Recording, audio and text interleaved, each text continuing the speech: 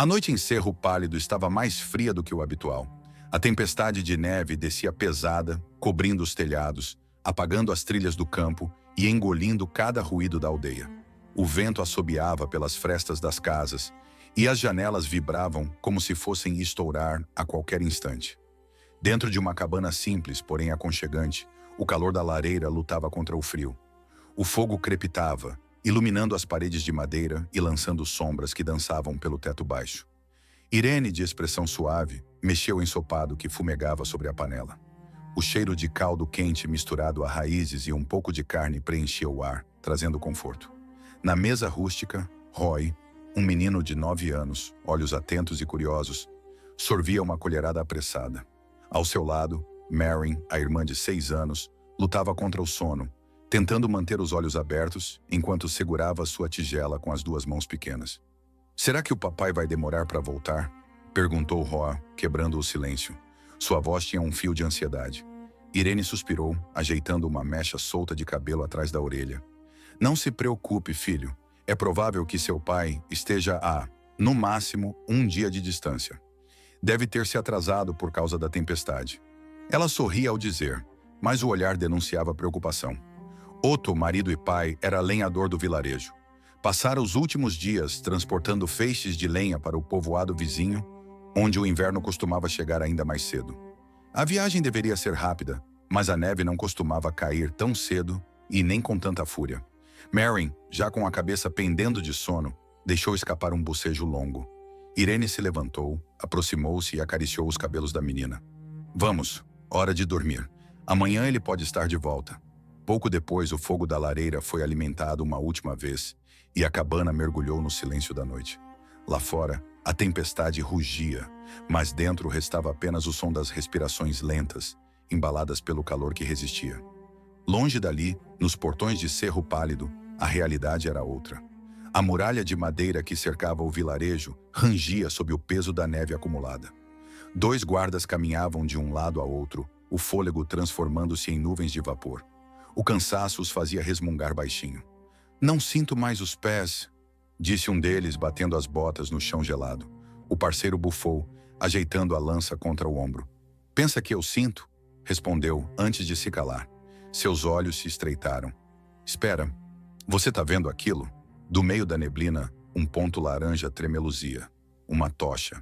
E sob seu fraco brilho, a silhueta de um homem encasacado. O guarda mais próximo ergueu a lança e gritou, a voz cortando o vento. "Ei, você! Pare exatamente onde está!" O homem parou, mas não respondeu. Ficou imóvel por alguns instantes, antes de começar a balançar a tocha de um lado para o outro, em gestos lentos, quase rituais. "O que ele está..." O outro guarda começou, mas não terminou. Um assobio cortou o ar, seguido pelo estalo seco de carne perfurada. Uma flecha atravessou a garganta do guarda que gritara, arrancando dele um som sufocado. Ele largou a lança, levou as mãos ao pescoço e caiu de joelhos, gorgolejando em sangue até tombar na neve.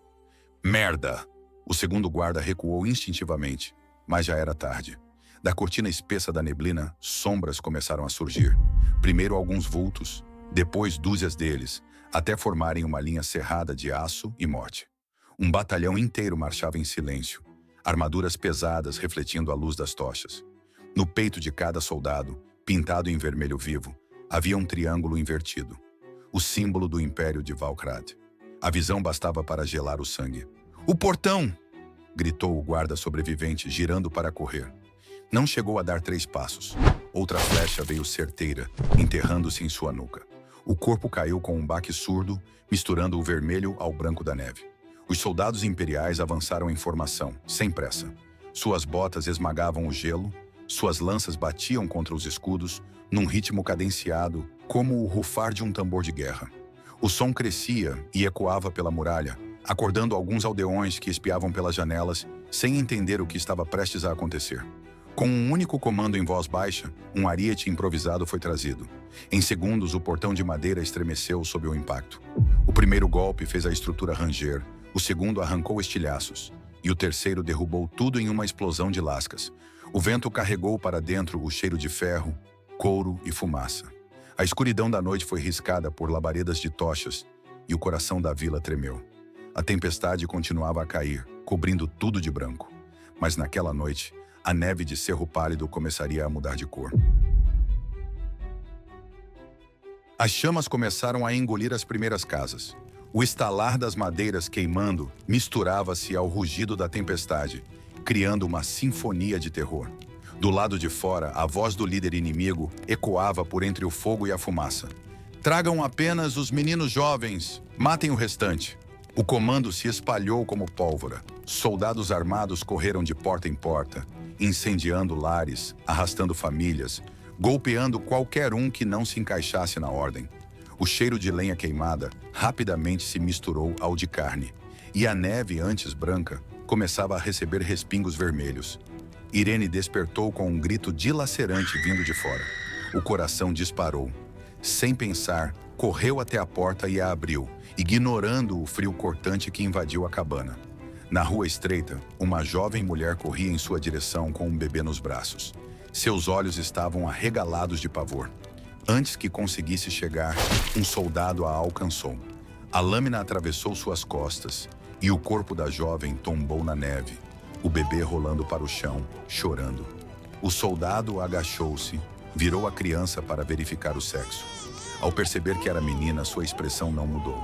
Sem hesitar, ergueu a espada e golpeou. O choro cessou num instante. O mundo de Irene congelou. O horror a fez recuar trêmula. Fechou a porta com força e girou a tranca, ofegante. "Roy! Marin!" chamou desesperada. As crianças surgiram com os olhos semicerrados de sono, assustadas. Irene ajoelhou-se diante delas, segurando-os pelos ombros com firmeza, tentando disfarçar o desespero em sua voz. "Crianças, nós não temos muito tempo. Prestem atenção. Precisamos ir embora o mais rápido." Um estrondo interrompeu suas palavras. A porta estremeceu com um impacto. O segundo golpe a fez ranger. O terceiro a arrebentou por completo. A madeira caiu em estilhaços. 2 soldados invadiram a cabana. O cheiro de ferro e fumaça os acompanhava. "Olha só o que temos aqui", disse um deles, abrindo um sorriso torto. "Parece que você vai se divertir hoje, Grok." "Eu fico com a pequena", rosnou o outro de olhos fixos em Marin. "Hã? Por que você sempre fica com a melhor parte?" reclamou o primeiro, rindo.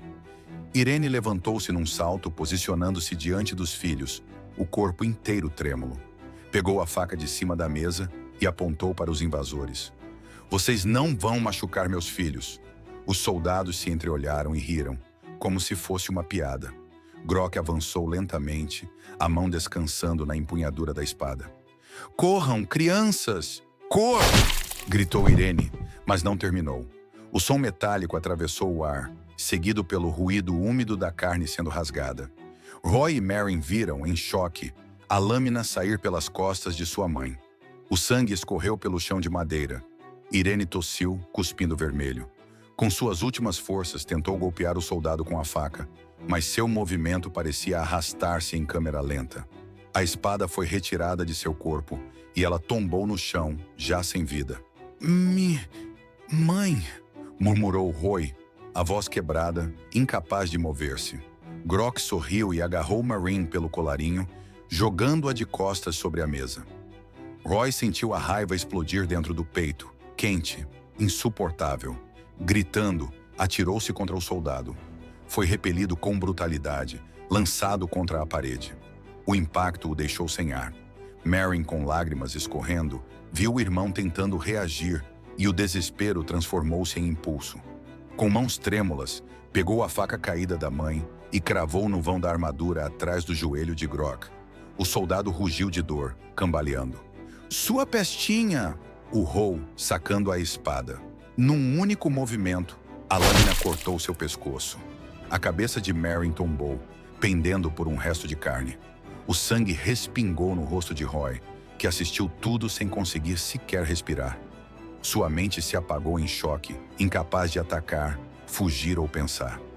Grok cambaleava, pressionando a ferida sangrenta em sua perna. "Eu vou acabar com você, moleque. Vou cortar todos os seus dedos devagar, um por um, e depois vou fazê-lo comer cada pedaço", gritou babando de ódio. "Pare com isso, seu imbecil", o outro soldado o interrompeu. As ordens são levar todos os meninos jovens. O chefe vai nos matar se encontrar o corpo dele na pilha de cadáveres. Você sabe que eles conferem tudo. Grok bateu a espada no chão, praguejando. Maldita pestinha. Nunca mais vou andar direito por causa dela. Ainda furioso, obedeceu. Roy foi agarrado e arrastado para fora, seu corpo mole como se não tivesse mais forças para existir. Enquanto era levado pelas ruas de Cerro Pálido, seus olhos desfocados testemunhavam o verdadeiro inferno. Soldados massacrando idosos a golpes de lança, mulheres sendo arrastadas pelos cabelos, estupradas e mortas em seguida. O ferreiro forçado a colocar a mão sobre a bigorna, enquanto riam, esmagando seus dedos com marteladas. Um casal de anciãos ajoelhados perto do poço, atravessados pelas costas. O armazém de comida estava tomado, pilhas de mantimentos saqueadas, barris quebrados.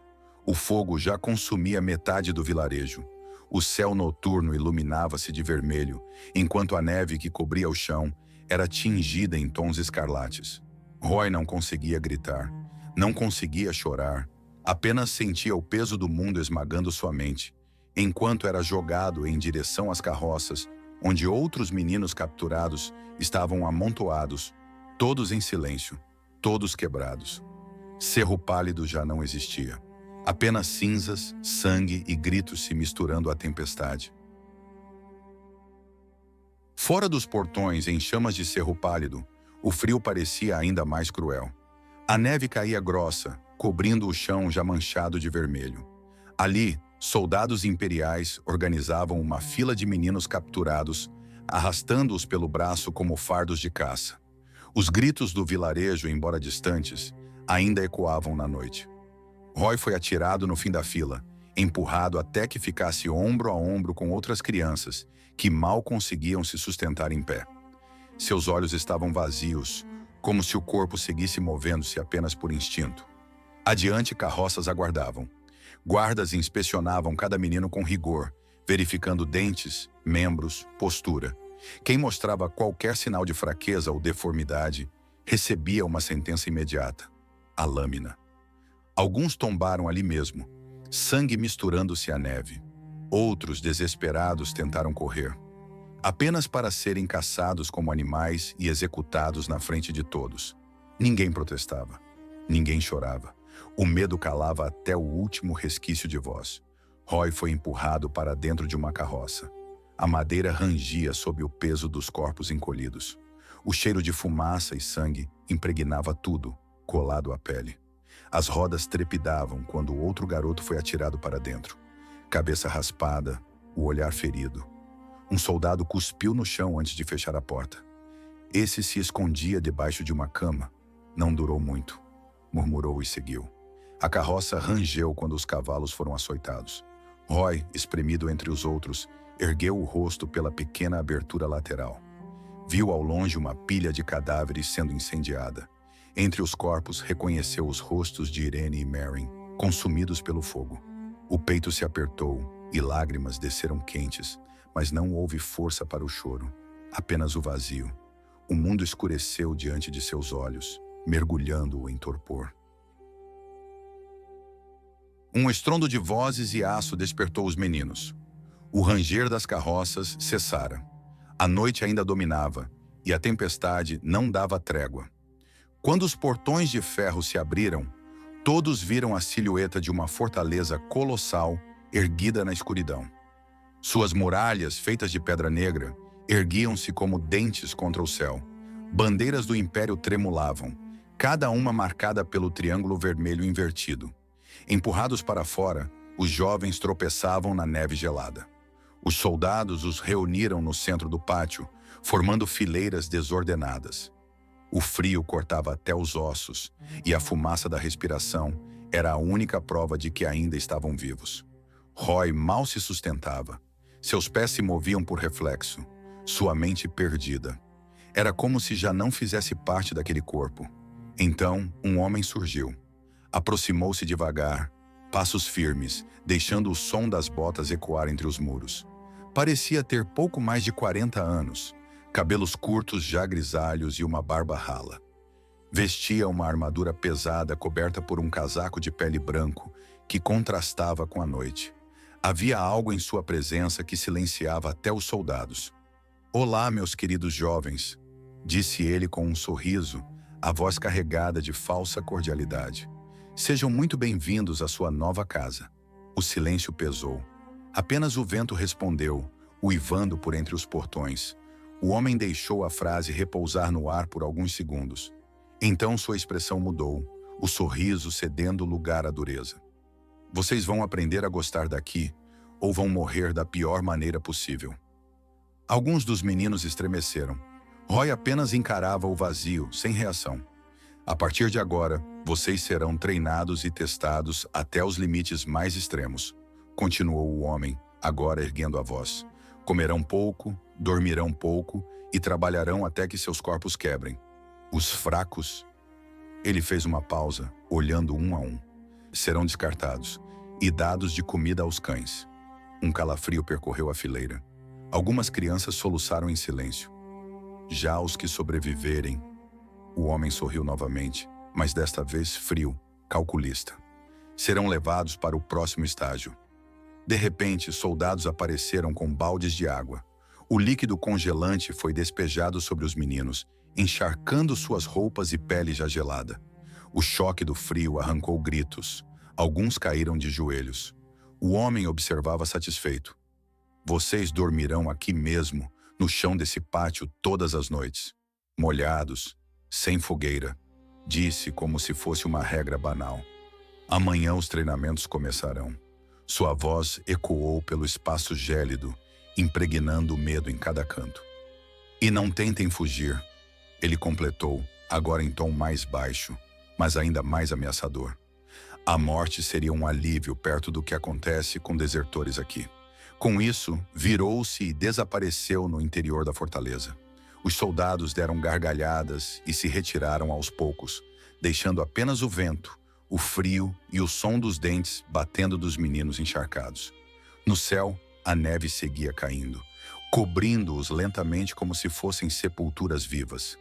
Roy se deitou na neve dura, os olhos fixos no nada. O rosto de Irene e Marin ainda queimava em sua mente.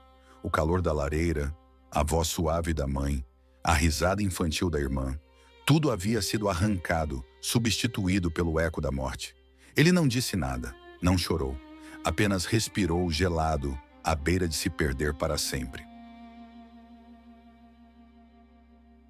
O tempo deixou de ter significado dentro da fortaleza. Dias e noites se misturavam em um ciclo de dor. Os jovens eram forçados a correr até as pernas queimarem por dentro e os músculos se negarem a sustentar seus corpos. Carregavam pedras enormes sob o vento cortante, até que os braços simplesmente cedessem, pendendo inertes. Quando caíam, vinham os chicotes. Cada golpe rasgava a pele, mas não era apenas punição, era treino. Precisavam aprender a suportar a dor até o limite da sanidade. E assim foi. 30 dias. 30 longos dias em que as crianças deixaram de ser crianças. A cada aurora, corpos eram retirados do pátio e levados para os cães. O ar da fortaleza carregava o cheiro constante de sangue seco e couro queimado. No 30º dia, o silêncio pairava sobre os muros. Restavam apenas 25 jovens, magros, feridos, mas de pé. Eles foram reunidos no pátio central, a neve girando no vento em redemoinhos brancos. Fardel surgiu diante deles. O casaco de pele branca contrastava contra a muralha de pedra negra, como um predador em meio à neve. "Eu poderia parabenizar vocês por terem sobrevivido até aqui", disse, a voz alta e firme. Fez uma pausa, olhando um a um, como se medisse o valor de cada sobrevivente. "Mas o que vem pela frente é ainda pior." Um ruído metálico cortou o silêncio. Das sombras, surgiu Grok, mancando levemente da perna, arrastando um braseiro incandescente. As chamas lançavam reflexos alaranjados contra sua armadura, e dentro dele repousava uma adaga de aço, tão quente que brilhava como se fosse feita de fogo. Nesse instante, algo mudou no rosto de Roy. Pela primeira vez desde Cerro Pálido, sua expressão se quebrou. Não havia medo, Não havia dúvida, apenas ódio. Seus olhos não desgrudavam de Grok, que caminhava até o centro do círculo com um sorriso debochado. Fardel ergueu a voz novamente. O último teste é simples. Seus olhos cintilavam de crueldade. Mas exige controle absoluto. Cada um de vocês terá de agarrar a lâmina incandescente desta adaga e respirar profundamente, 5 vezes. Respirações lentas, claras. Se alguém soltar antes, ou falhar mais de 2 vezes, morre. Um arrepio percorreu a fileira. Alguns recuaram um passo, outros começaram a chorar em silêncio. O medo era quase palpável. Apenas Roy se manteve imóvel. Seus punhos cerrados tremiam, mas não de pavor. Vamos começar, ordenou Fardel. O primeiro jovem foi puxado à frente.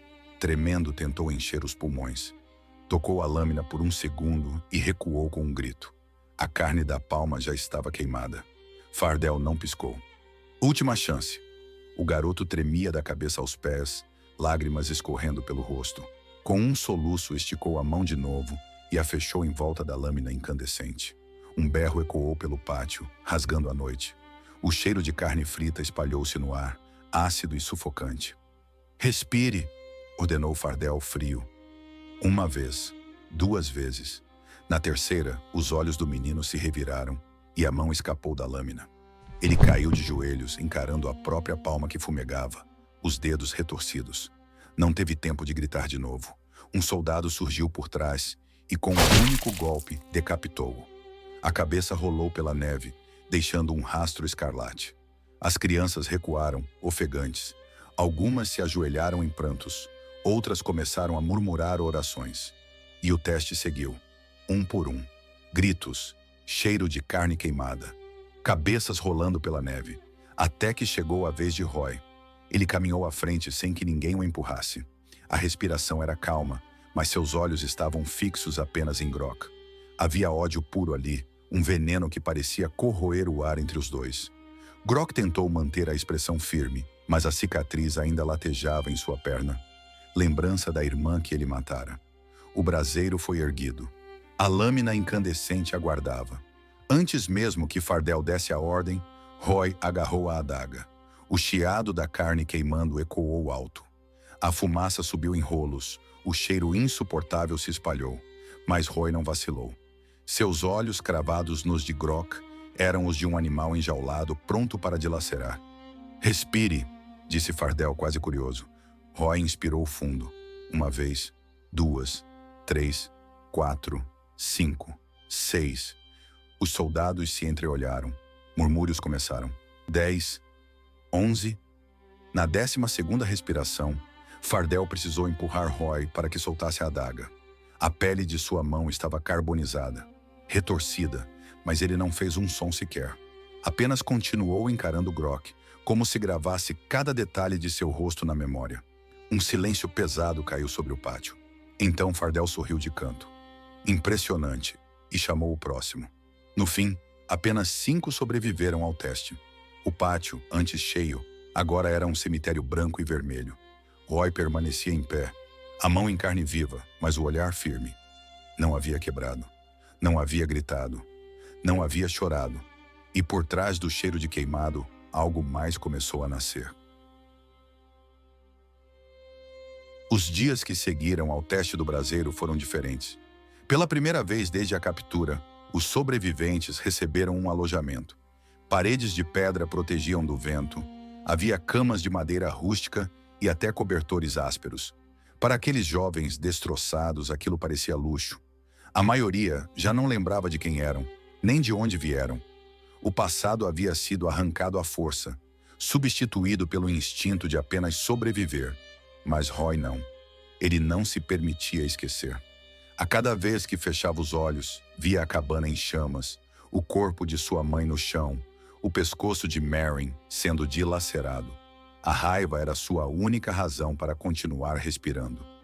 1 semana após o teste do braseiro, o sono pesado de Roy foi interrompido. Alguém o sacudia pelo ombro. Ele abriu os olhos e viu Fardel, a barba rala brilhando à luz da tocha. Ao lado dele, uma figura envolta em um manto vermelho com capuz. O rosto estava oculto, mas a aura que exalava daquela presença gelou o ar do quarto. "Levante, garoto", disse Fardel, com um tom incomum de expectativa. "Você foi escolhido." Roy não questionou, apenas obedeceu. Seguindo os dois, atravessou corredores silenciosos do castelo da fortaleza até uma porta reforçada. Desceram por uma escadaria em espiral que parecia mergulhar direto nas entranhas da terra. O cheiro de umidade se misturava ao de incenso queimado, denso e metálico. A escada terminou em uma sala pequena, iluminada apenas por uma tocha presa à parede. No centro, sobre uma mesa de pedra, repousava uma katana. Fardel gesticulou para ela, com um brilho ganancioso no olhar. "O oráculo de sangue viu algo em você, pirralho. Espero que valhas a pena." A figura encapuzada falou então, a voz grave, quase um sussurro que parecia ecoar dentro do peito. "Desde que chegou a esta fortaleza, Kagetsu tem se agitado. A lâmina reage quando você está perto. Isso só aconteceu uma vez, há séculos com Yatamaru, o demônio que a forjou." "Demônio?" Roy ergueu o olhar, mas o oráculo continuou como se não tivesse ouvido. "Talvez sua linhagem carregue algo esquecido. Se isso se confirmar, fará o que nenhum outro humano jamais conseguiu." Fardel fitou a espada com atenção. Sua superfície não era lisa. Veias carmesim pulsavam ao longo da lâmina, como se fosse um corpo vivo respirando. "Esta espada", disse quase em reverência, "é um poder antigo. Apenas os descendentes de Yatamaru podem reivindicá-la. Se você for digno, moleque, será nosso maior trunfo. Com Kagetsu, dominaremos todas as nações." O oráculo lançou-lhe um olhar debochado. "Sempre tão raso em suas ambições, Fardel", murmurou. Depois voltou-se a Roy. "Venha, vamos começar o ritual." O oráculo segurou a mão esquerda de Roy e, com uma lâmina menor, fez um corte fundo em sua palma. O sangue escorreu quente, gotejando no chão de pedra. O velho proferia palavras em uma língua antiga, cada sílaba ressoando como trovão abafado. "Agora, garoto, toque a lâmina. Se ela o rejeitar, não viverá mais um minuto. Mas se aceitar, vocês terão um laço de sangue." Roy observou sua palma sangrando. As gotas rubras lhe lembraram da neve de Cerro Pálido, tingida pelo corpo de sua irmã, sua mãe caída. O sorriso animalesco de Grok. A raiva inundou seus músculos. O sangue ferveu. Ele estendeu a mão e encostou na katana. A dor não foi dor, foi veneno. Uma corrente gelada subiu por suas veias, espalhando-se pelo corpo inteiro. O mundo ao redor desapareceu. Não havia mais sala, nem oráculo, nem Fardel. Só um vazio sufocante e a própria sede de vingança queimando dentro dele. Seu coração acelerou. Cada batida parecia um tambor de guerra. A lâmina pulsava junto, em sintonia, como se fossem o mesmo organismo. E então uma voz sussurrou na escuridão. "Meu filho, acorde." As veias de Roy começaram a brilhar em vermelho sob a pele. Seu corpo tremeu, os olhos se abriram. O castanho desaparecera, substituído por um vermelho carmesim intenso, vivo, predador. O oráculo recuou um passo, os olhos arregalados de fascínio. Em seguida, inclinou-se em reverência, como se estivesse diante de um deus. "A espada o aceitou", exclamou com a voz embargada. "Yatamaru seja louvado, o filho despertou." Fardel sorria, não com devoção, mas com ganância pura. Via diante de si não um garoto, mas uma arma. Roy olhava para a espada agora em sua mão. Kagetsu pulsava, quase respirava, como se estivesse viva. "A partir de hoje", disse o oráculo, a voz carregada de êxtase, "você deverá alimentá-la com sangue. Só assim ficará mais forte, até atingir o poder suficiente para dominar todas as nações", interrompeu Fardel exaltado. "Vamos, garoto. Temos muito a fazer." Ele agarrou o ombro de Roy e o puxou para fora da sala. O oráculo ficou para trás, parado na penumbra, um sorriso discreto curvando seus lábios. Seus olhos brilhavam em satisfação, como se tivesse acabado de testemunhar a peça final de um plano antigo se encaixar no tabuleiro.